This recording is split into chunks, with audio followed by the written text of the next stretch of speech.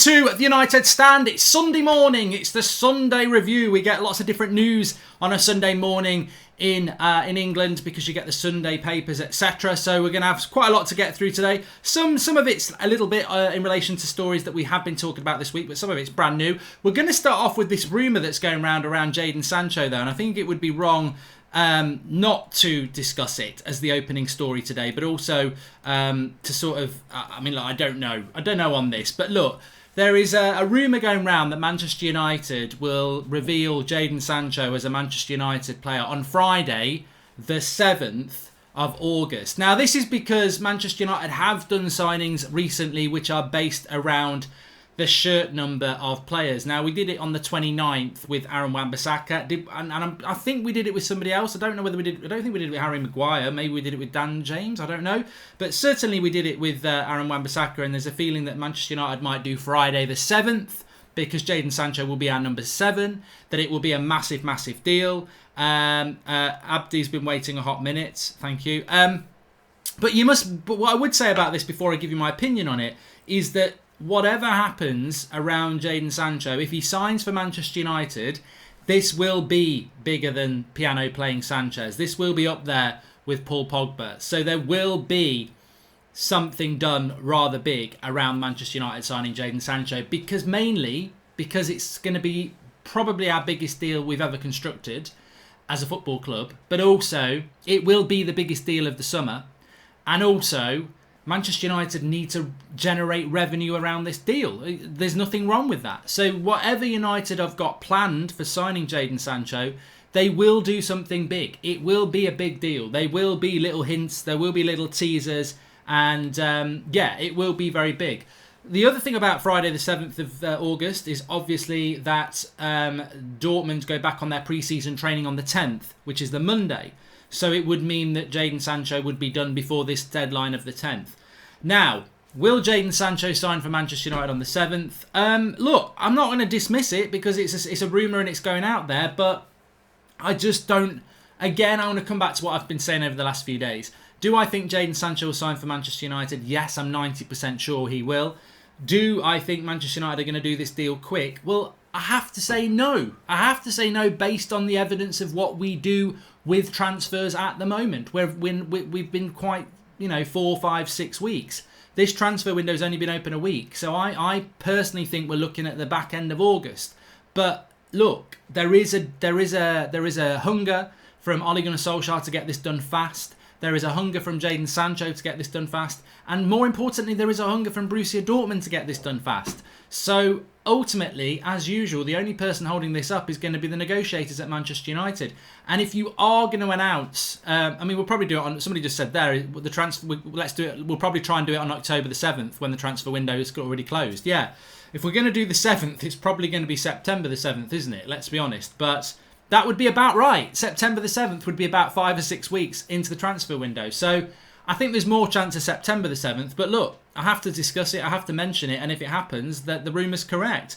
Welcome to the Members Club, Matthias Alland and Delbs TV and Aidan Fisher. Well, thank you very much for joining. 3 new members there. You get your little badge. Thanks for supporting the channel. So, more likely Sancho comes on the 7th of September or the 7th of October, says Doobie Guy. Exactly. But all I can say is, and again, this is quite well known in the football community, in the journalist world, is that this is a deal that doesn't feel like any other United deal. It's odd. And I spoke to somebody a couple of days ago and they said, it is odd. It's an odd deal because everybody pretty much knows it's going to happen. Nobody really wants to come out and say done deal because the fee has not been agreed. But everybody feels it's going to happen. And you very rarely get that. And also, maybe because of lockdown, maybe because we've got a shortened transfer window, maybe because football is happening whilst the transfer window is open, maybe because a lot of clubs don't have money to spend, it feels like a weird transfer window as well. And it almost feels like United will get this deal done far quicker than many people would thought. But what I was told is, also remember, this is not signing Marcus Albrighton from Leicester City. This is buying Jadon Sancho, one of the world's best youngsters, from Borussia Dortmund, who want a lot of money. And 2, Jadon Sancho is, it's not just Dortmund, it's Jadon Sancho. He's a massive player. he's not quite of the stadia of a Neymar or a Messi or a Ronaldo, but he could well end up there. So there's all sorts of things that need to be sorted around image rights and everything like that. And that normally will elongate a deal, especially when you deal with Manchester United. So look, I'll be surprised if it's Friday the 7th. But hey-ho, you never know. Bring on Sancho and can't wait for him to test our defence, says Zayn Miasi. And Shantana Ganatra and Elvin Mutavak, latest members of the club. Thanks for joining. Mark, say Alexa Simon says... Alexa, Simon says Phil Jones is the GOAT. Everyone at Alexa's should repeat it. Imagine if that does. I don't have an Alexa system, but Alexa, play The Young Ones by Cliff Richard. Romano tweets about Gabriel yet to drop, says Sandia. Yeah, well, I did say within the next 24 hours I expected Romano to discuss that. However, I've got a bit of an update. You're taking me off track a little bit there, but I have got a little bit of an update about a player I can't even pronounce his name. Apologies for this. Benoit Badiashile, who is a 19-year-old centre-back for Monaco. There was some news coming out last night from France again, which is always good because he plays in France. He plays for Monaco. And what they're saying is that Manchester United are in contact with Monaco to try and sign him for around 30 million euros, which I think would be a good deal. I think 30 million euros for a young up-and-coming centre-back is fine. However, they do say that Bayer Leverkusen are still ahead in the race, but Real Madrid's interest is overstated. There was talk that Real Madrid, because of Zidane and the French connection, were in. But it's a little bit overstated with Real Madrid because they don't have a lot of money to spend and they probably would be looking more at a sort of Van der Beek for 40 million. So Bayer Leverkusen, favourites for Benoit Badiashile of Monaco. Everton or Napoli, favourites for Gabriel. And as for Torres at Villarreal, I don't know what's going on with that. Do you think United will sign Sancho only, says Addy? I'm not so sure about that, Addy. I hope that we will bring other players in. I'll talk about Grealish actually in a minute. LF Gamer, welcome, latest member of the Nightstand Members Club. And don't forget, as playing in Europa will slow any deal down, Woodward loves following the team about instead of doing his job, says Sean Turner, which is fair enough. Just very quickly on to Jack Grealish then. Reports in some of the Sunday outlets this morning saying that Villa, as we predicted, I mean, I think we were just talking about this on a show a couple of nights ago, which is great. That's the great thing about the United Stand community is that you're the vast majority are very, very intelligent, very passionate and very hungry for football information. Most of you, I love football, I love transfers. That's why we've been doing the United Stand successfully for so long. But I've always said the knowledge in the comments, some of you are on a different level. The amount of football and the players is absolutely fantastic. And we were talking about this on Friday night, that Aston Villa will now say that we want £80 million for Jack Grealish because 1, we didn't get relegated, and 2, Nathan Ake's going for 40 million from Bournemouth. So this is floating around again. Well, I say floating around. We were talking about it on this channel on Friday, and lo and behold, quite an easy prediction to make. This is now being discussed this morning that Aston Villa are saying, look, to anybody who wants Jack Grealish, we're standing firm on 70 to 80 million pounds as our fee because Nathan Ake's going for 40 million and he got relegated and he's a centre back. So attacking players are more expensive. We didn't get relegated. You can add 30 onto that 40 straight away, which should price us out of the market. I've got to be honest, and it should, unfortunately for Jack Grealish, price him out of a move. I said this the other day. I think it's bang out of order from Aston Villa. I think they've got every right to do this. But if I was Jack Grealish, I would be. And if I'm Jack Grealish and I'm thinking I'm going to get a dream move to Manchester United, which is what the feeling was in February. If I'm Jack Grealish, really excited about going to Manchester United, thinking it's going to happen, and now I'm sat there going, right, I'm priced out of a move because United aren't going to pay £70 million for me, and I've got to stay at Villa, I would be very, very pissed off, and I would knock on the door of the board, and I'd say, look, I actually am an Aston Villa fan. I'm playing for my dream club. You just bought the club. You're just here for money, and you are absolutely holding me to ransom and forcing me to stay at this club because no one will buy me, and I kept you up. You ungrateful shits. And then I walk out. But, you don't know what the situation is. Jack Grealish may well be very happy to stay at Aston Villa because it is his boyhood club. But I do think it's a little bit wrong that a player plays his arse off to keep you up. Whereas if he just, got into fourth gear, which I don't think Grealish ever would do, and Villa had got relegated, then he would have been going for about 50 million quid and he would have got his dream move. So football's a weird old game. And I think what we have seen is that the clubs hold the power. We're seeing it with Jadon Sancho as well. They bought him for about 8 million quid and they're demanding 3 years later 120 million. You know, they're going to absolutely make loads of money on him. And again, Jadon Sancho should be saying, hold on a minute, you know, be reasonable. 80 million, 85 million is a fair deal in this market. And have I not given you blood, sweat and tears? You know, have you not benefited from my efforts? But the clubs are back in control, I think. It's a weird thing. Okay, let's take a look at Randy Hui, latest member of the United Stand members. Grealish single-handedly kept Villa up. That's determination and character, the kind of character United needs, says Kamel. This is why I think Ole Gunnar Solskjaer wants him. Stian United, how is the rules about players coming in now? Can we use them in the Europa League, Mark, if we get Sancho? No, Stian United, no, they can't. You've got to be at the club within this calendar season or before January the 31st, basically. So Bruno could play because we bought him in the January transfer window. This transfer window straddles the end of last season, but it doesn't mean you can't play. So that clears that up. Joshua Bowwater says, I saw a rumour Ed Woodward's on holiday. Swear he always goes away when he's meant to do his most important work. It would be like a midwife taking a lunch break when she sees the baby's head. I mean, I don't know about that. As I said, it wouldn't surprise me. Let's do another RVP and go and sign Aubameyang, get Sancho and a centre-back and go win the league. It's only fair to Aubameyang to have a real change of challenging, says Sean Turner. But you know what? I don't think Manchester United need Aubameyang. Aubameyang is such a good striker. He would have to start for Manchester United. Where would he start? You're going to drop Rashford on the left.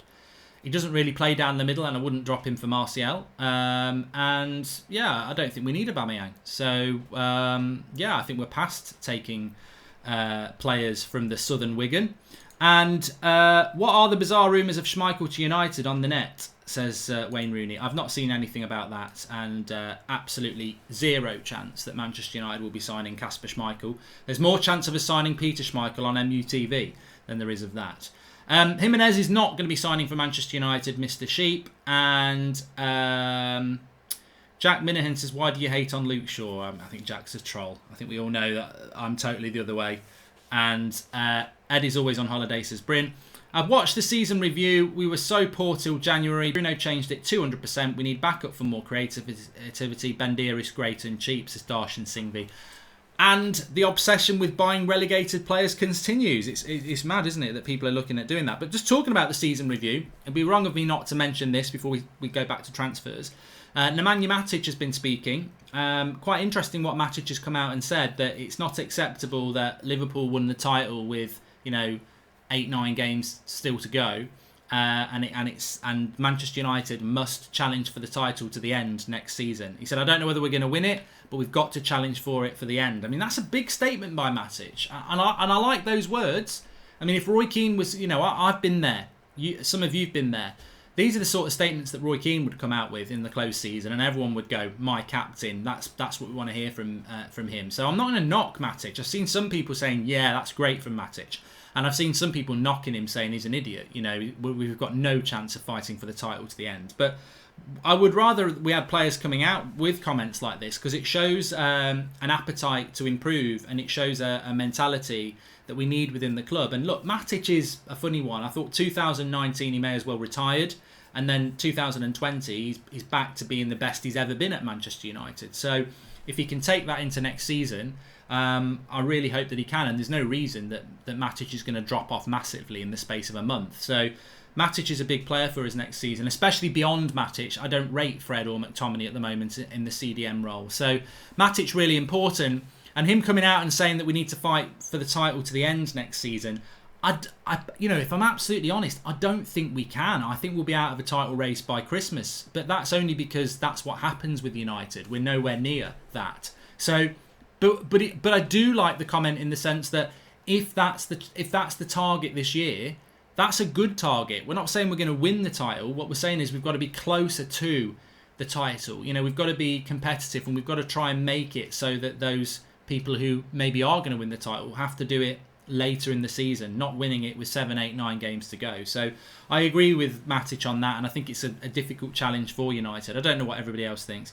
Zane says, after Ober's masterclass, if you buy him, you can win the league next season, so don't buy him. Are you familiar with the Webster ruling? If Dortmund block a move for Sancho by pricing everyone out, could that come into play? I don't know it well, and there isn't much evidence of it in practice, says Joshua Bellwater. Put my hands up, I don't know what it is, Joshua. Thanks for the super chat from Nikon. And what's wrong with buying relegated players? I'm sure most fans didn't expect Robertson and Maguire from Hull to become top players, says FIFA Crazy. And give Messi Lingard the number 7, says Ross Baker. There's nothing wrong with buying relegation players, but what my sort of point is that if you watch the United stand regularly over the last week, it seems like some of our fans would be happy to sign 7 or 8 players from relegated players. Andy Robertson's a good example. Maguire's a good example. Roy Keane for me is the best example when he got relegated with Forest and we broke the British transfer record to sign him. 3.6 million, 1993, I think it was. So, yeah, there are players that get relegated that are just in a team that's shit where they're good. But come on, I mean, you can't say that, you know, people are talking about Jamal Thomas, Aarons, Cantwell and Bendia. That's half their team. And apparently any of them would be good at United. Well, if any of them are really that good, then why did they get relegated so badly? Again, you look at Bournemouth and people are talking about Josh King, Aki, Brooks, Callum Wilson.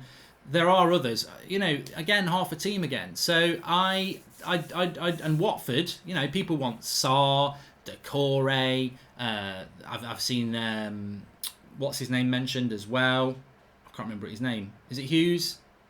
You know the one I mean. So, I look, there might be one player from the relegated teams that might improve us, but ultimately I think United need to be going for proven quality, and there's always a question mark over a player that's been relegated.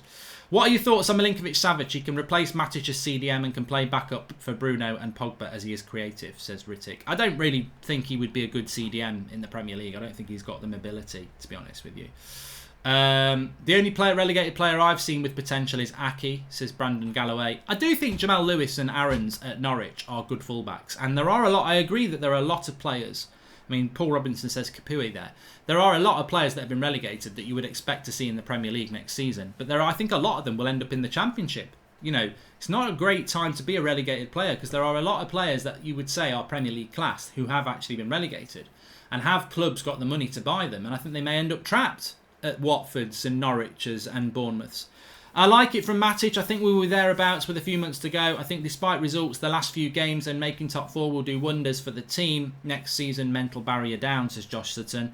And I know you think Ollie and his staff are not experienced, but we've got so many improved players now. Do you think we have a good coaches who improve, or is Ollie just letting them play their game, says Balaji? No. I mean, look, I think Ole Gunnar Solskjaer is inexperienced. I've said this before. I said it when we got him. I see that as a positive because I think it means you've got to be patient. He's going to take time to adjust with what's a massive job. The same with Carrick. It's not a criticism. It's actually a valid excuse at times. But I don't agree with these people who say he's just sending the players out and he's got no tactics. That's just bitter. That's just bitterness. And you expose yourself as somebody having a very bitter agenda against our coach, because this is Premier League football. You can't just have them in training 4 or 5 times a week and then send them out for a match and say, just go and do what you want. And it's so obvious to somebody who watches football that Manchester United do have tactics. You know, even the basic things, like when Luke Shaw and Wan-Bissaka are fit. You can. I spoke about this on the previews so many times. Watch where Wan-Bissaka and Luke Shaw are. They're on the corner of the penalty box of the opposition as fullbacks. They're that high up the pitch, and the reason they're there is so that if the right-sided player, whether it's Greenwood or Rashford, is there, they always know their fullbacks are there to play the passes to. The midfielders always know they've got an option with the fullbacks, and it creates options around the box when a team is sitting deep. But basic, but risky, and you know, positive for United. And there's loads and loads of other things that you can pick out. So we're definitely tactically well drilled, but obviously, the level of coaching may not be that of a Klopp or a Pep yet. I think anybody understands that. But I still think Ollie and his coaches are still developing. If Ollie wants a backup striker and Ighalo is going in January, what do you think of Ollie Watkins? He's been impressive this season, says Sean Turner. Welcome to Abhinav Mishra, latest member of the United Stand Members Club. Brits Abroad 1354. Last night you stated again that no one could buy De Gea. Since when can't Juve afford his fee and wage? They need a keeper, as do PSG. Both clubs have crap keepers and have the money. I don't think they would go for David De Gea at that I actually don't. I think I'm right. In fact, Brits abroad, I respect your opinion, but I think I'm right on this. I don't think that they can afford David De Gea at £350,000 a week. I don't think anybody can afford that in this current market. And they'd have to give us 50 to 60 million as well. I think David De Gea is priced out of a move out of United, 100%. It won't happen. My opinion, but I'm firmly confident on that. In fact, I'm 100% sure. If no one is ever wondering why United is always being held to ransom, it could be because they've broken the British transfer record 4 times, says Southpaw of Sports. And Aki is a potential player, but is a relegated player like him worth. Why is a player like him worth 40 million? We can get proven players at that price, says Srijit. Look, that's a very good point. I wouldn't have gone anywhere near Nathan Aki at 40 million. And I will tell you 100%, this is why Manchester City have got a problem. Man City are a team that competes at the highest level every year for the last decade, more or less. But they don't compete for the space on the back of the papers. And they don't compete for the space on the back of the papers because nobody really cares what they're doing. Because they don't have a massive fan base and the press don't really respect them. Now, if Manchester United were signing Nathan Ake for £40 million, Twitter would be absolutely rampant with banter club. You know, they're paying £40 million for a relegated centre-back. We'd get bantered for it. Man City do it and everyone just goes, oh, whatever, not interested. Let's banter Arsenal. You know, because no one cares about what Man City are doing. If Manchester United were signing Nathan Ake for £40 million, I wouldn't be happy. I'd be like, that's a massive waste of our transfer budget to buy a player like that for £40 million. For me, Nathan Ake was worth it. I thought 20 million, 25 million, relegated player. Bournemouth haven't got a massive revenue stream. They've not got massive attendances. I actually think Nathan Ake for 25 million was a deal that you might think was worth the risk, but not for 40 million. So, look, I've got to say, I think he might be a good player, but I wouldn't do that. How many seasons before we can call Ollie experienced, says Shiraz Singh? I mean, look, I don't think tomorrow you wake up and you call Ollie an experienced manager. I think it's a learning process, and I think he's a lot more experienced now than he was a year ago. Anthony Taylor seen lifting the FA Cup with Arsenal, says John Durrance. And Joshua Bauer, have we had a chart show since the Leicester game? This week's felt like a month without football. It has been a long month, and there isn't a chart show because we did the player season review, so I was just like, chart show, a little bit irrelevant. We'll bring it back when the Europa League's back. It will just have a couple of weeks off with that. So, people are tuning in. I want to talk about Thomas Partey, actually. People who are tuning in a little bit late, there is a rumour going around that Manchester United will sign Jadon Sancho on the 7th, which is this Friday, because of the number 7, and because Dortmund have supposedly put this deadline in of the 10th, which is a week tomorrow. So there is this rumour going around that Manchester United will sign Jadon Sancho on the 7th. Look, we'll have to wait and see what happens with that. I think we're more likely doing it on the 7th of September than the 7th of August, unfortunately, because I think it's a massive deal where we haven't even agreed a fee yet. And then when you agree a fee, there's still days and days of negotiations around instalments. And, again, once you've done a fee with the club, you then talk to the player and you've got to sort their wages out and, their marketing and all sorts of stuff like that. This will be a big, big deal for Manchester United. So I already think, going on what Manchester United do on transfers, that, look, it's a bit like that Craig David song, isn't it? Took her for a drink on Monday. We were getting high by Tuesday and Thursday and Friday. I don't know what the words are. But I think, look, agree a deal on Monday. You've still got to then finalise the deal and the terms of the deal. Then you've got to speak to Sancho. He's got to have a medical. You've got to agree all his marketing rights. I can't see this happening on Friday. I cannot see it happening on Friday. I'd be massively excited if it did. And let's see what happens with the week ahead. But it just seems like way too much for United to do in 5 days. And it's United. If it was City or Liverpool, I'd say, wouldn't surprise me if they do it. But United are going to have to do something ridiculously exciting on this deal and actually turn into a club that can do transfers quickly. And we'd all love to see that. We would all love to see that. Rumours on swapping Sanchez and Smalling for Skriniar. Your thoughts, as Wayne Rooney. Yeah, we spoke about it last night, Wayne. No, won't happen. And I watch a lot of German football, and we should go for Zagadou as well as Sancho from Dortmund. Left-footed centre-back, quick and an absolute beast, and only 20. And hi Mark, after watching your show, me and my friends started a football podcast of our own. Just wanted to shout it out at Fanzone Podcast on Instagram, says Nickon. Thank you. At Fanzone Podcast on Instagram is there for you. Have you stopped doing call-ins? I enjoyed those, says Pumpkin Spice Latte. We haven't stopped. They're just sort of on hold a little bit at the moment because I think the world of lockdown and games being so frequent, and now the transfer window. We never do call-ins when the transfer window is open because it's just, we tried to do it before and it just becomes ridiculous. So it's something that we'll look at getting back once the season's up and running, I think in September again. So it's just been on hold like a lot of things. Welcome to Arjit, latest member of the United Stand Members Club. Thanks for all the members who've joined this morning. I mean, we've not really done a shout out for it, but if you want to become a member and support the channel, just click the join button. You get a badge next to your name. It changes every month. You get access to our emojis, and there's a lot more coming with that as well. But we don't do Patreon or anything like that, so all our content is free on YouTube, and if you want to support the channel, we appreciate that. Let me talk to you about Thomas Partey, because I just wanted to say that, look, we won't sign Thomas Partey. I haven't got any inside information on this, and I wish we did, but we don't. We're not going to be signing Thomas Partey. But the bottom line with Thomas Partey is that, and he's quite a symbolic transfer in a way, is that he does have a release clause for £43 million. This is a player that is in his mid-20s, who has, certainly is a respected player across Europe. I think a lot of us have seen him. Some of you might have just seen him tear it up in both legs against Liverpool, which shows he can play against Premier League opposition. And I think he would massively improve a top 6 club in England, whether it's Man City, Man United, Liverpool, Chelsea, Spurs, or, any other club in the top 6. So, but he's been linked to a club that finished mid-table. So I don't get. Well, I do get it, but what my point is that there is an accountability to this transfer window. We know that Manchester United need a Jadon Sancho. It's not just about... The great thing about Sancho is we're not just buying a superstar. We are, but we're buying a player we need on the right wing. But we also need a centre-back. We also need a couple of midfielders. We maybe need a striker long-term. We maybe need a left-footed left-back to share the load with Luke Shaw. There are players out there in this transfer window. £43 million for Partey would massively improve our club at a reasonable price. Timo Werner was available for £50 million. We didn't push it. That was half his price. There's value in this transfer market. Van der Beek, £40 million.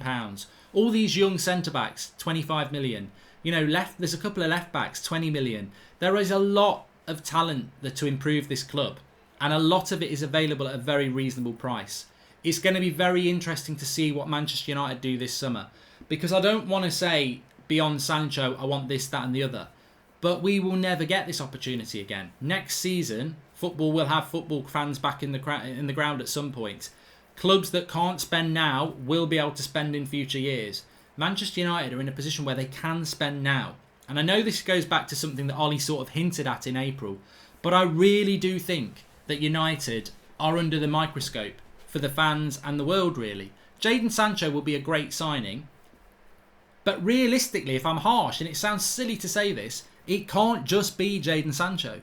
Because, as I just said there a moment ago, there is an opportunity there to spend a bit extra this summer and not have to spend much next summer, but bring in the players that will bed themselves into the team in the positions that we're going to have to buy next summer anyway. We're going to need a left-footed left-back at some point. We haven't got one. Reece Devine in the youth may never be good enough, but even so, he's still young. He's the only real left-sided left-back we've got. Centre-backs, we're going to need a centre-back at some point.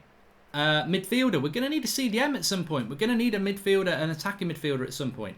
We definitely need Sancho. We're going to need a striker at some point. I feel that this is the summer where Ole Gunnar Solskjaer will be saying to Woodward and co, I do need 5 players and these are the positions. Now, you can tell me I can have 1 now or 2 now and I can get 3 next year, but is it not an idea to try and get 4 in now? Because the players I want are available now and they're going to be cheaper now than next year. So it's a weird one to sort of get to, but I hope people understand what I'm trying to say, is that United could spend a little bit more this summer in the knowledge that they won't have to spend that next summer at an inflated price. So what I'm trying to say is if we do get the centre-back in this summer, we'll probably get it for about 20 to 30 million. If we try and do it next summer, we might have to pay 50 to 60, which is double the price.